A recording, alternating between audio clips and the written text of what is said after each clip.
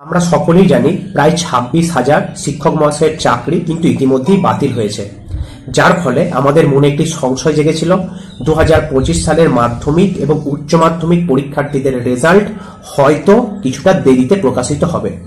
কিন্তু আমাদের শিক্ষামন্ত্রী মাননীয় ব্রাত্য বসু মহাশয় ইতিমধ্যেই জানিয়ে দিয়েছেন 2025 সালের মাধ্যমিক এবং উচ্চ মাধ্যমিক পরীক্ষার্থীদের রেজাল্ট যথাসময়েই প্রকাশিত হবে, কোনো রকম দেরি কিন্তু হবে না।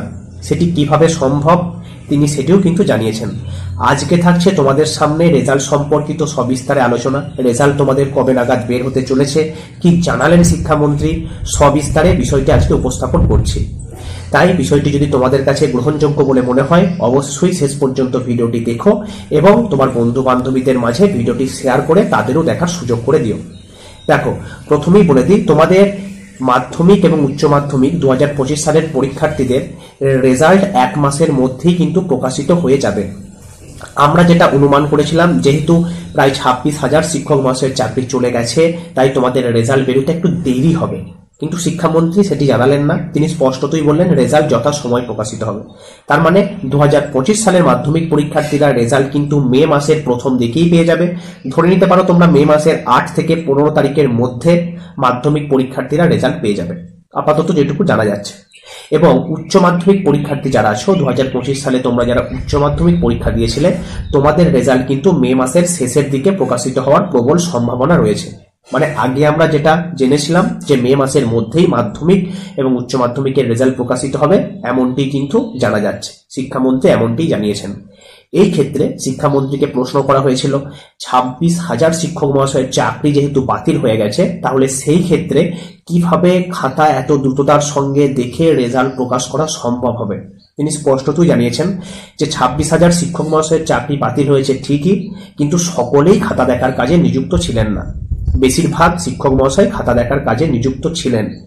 সেই ক্ষেত্রে শিক্ষক মহাশয়দের কাছ থেকে খাতা কেড়ে নেওয়া হচ্ছে না। যাদেরকে খাতা দেখার দায়িত্ব দেওয়া হয়েছিল সেই সমস্ত শিক্ষক মহাশয়রা খাতা দেখবেন।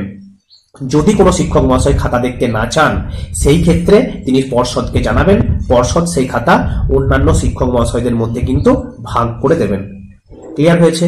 আবার কড়াকড়িভাবে এমনটিও পর্ষদ জানিয়েছে এবং শিক্ষামন্ত্রী জানিয়েছেন, যদি কোনো শিক্ষক মহাশয় খাতা নিজের কাছে রেখে দেন, যথাসময়ে খাতা না দেখে পর্ষদে জমা করান, তাহলে সেই ক্ষেত্রে সেই শিক্ষক মহাশয়ের বিরুদ্ধে কঠোর থেকে কঠোরতর ব্যবস্থা নিতে কিন্তু দ্বিধাবোধ করবে না পর্ষদ। তাহলে বুঝতেই পারছো, শিক্ষক মহাশয়রা কিন্তু খাতা দেখার কাজে নিযুক্ত রয়েছেন, তারা খাতা দেখবেন। যদি কোনো শিক্ষক মহাশয় খাতা দেখতে না চান, তিনি পর্ষদকে সরাসরি কিন্তু জানাবেন, তার কাছ থেকে খাতা নিয়ে অন্যান্য শিক্ষক মহাশয়দের মধ্যে সেই খাতা বিলিয়ে দেওয়া হবে। এই ক্ষেত্রে রেজাল্ট যথাসময়েই প্রকাশিত হবে, রেজাল্ট বের হওয়া নিয়ে কোনো রকম বিড়ম্বনা কিন্তু থাকছে না। ক্লিয়ার? তাহলে তোমাদের হাতে আর মাত্র 1টি মাস রয়েছে, এই 1 মাসের মধ্যেই কিন্তু রেজাল্ট প্রকাশিত হয়ে যাবে। আশা করি টেনশন তোমাদের একটু হলেও বেড়ে গেল, কারণ রেজাল্ট বের হওয়ার দিন যত ঘনিয়ে আসবে মনের মধ্যে টেনশন কিন্তু ততই বাড়তে থাকবে। দুশ্চিন্তা করো না। তোমরা যারা 2025 সালের মাধ্যমিক পরীক্ষার্থী ছিলে, তোমরা অবশ্যই কমেন্ট করে জানিও এরপর তোমরা কোন স্ট্রিমে ভর্তি হতে চাইছো, সায়েন্স, আর্টস নাকি কমার্স, কাদের কোন বিষয় নিয়ে পড়তে আগ্রহ বেশি, অবশ্যই কমেন্ট করে জানাতে কিন্তু ভুলো না। আর যারা উচ্চ মাধ্যমিক পরীক্ষা দিলে তোমাদের ভবিষ্যতের প্ল্যান কি অবশ্যই জানিও। ভবিষ্যৎ জীবনে তুমি কলেজে ভর্তি হতে চাইছো না কোনো প্রফেশনাল কোর্স করতে চাইছো, জানাতে কিন্তু একদম দ্বিধাবোধ করবে না।